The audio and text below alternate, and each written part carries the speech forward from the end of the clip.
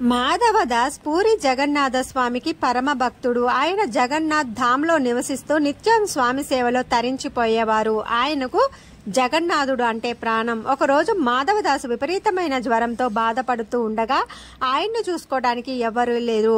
ఆ పరిస్థితిలో కూడా ఆయన జగన్నాథ స్వామిని తలుచుకుంటూనే ఉన్నారు.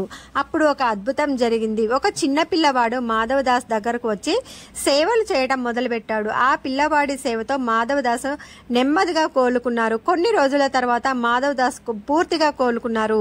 మాధవదాస్ ఆ పిల్లవానికి కృతజ్ఞతలు చెప్పాలి అనుకోగా ఆ పిల్లవాడు కనిపించలేదు. అదే సమయంలో పూరి జగన్నాథ స్వామికి వస్త్రాలను మార్చేటప్పుడు ఆ వస్త్రాలకు మట్టి మరకలు కనిపించాయి. ఆ మరకలను చూసి పూజారులు షాక్ అయ్యారు. అదే సమయంలో జగన్నాథ స్వామి ఒక పూజారి కలలో కనిపించి మాధవదాసులో సేవలో ఉన్నానని, అందుకే వస్త్రాలకు మట్టి అంటింది అని చెప్తారు.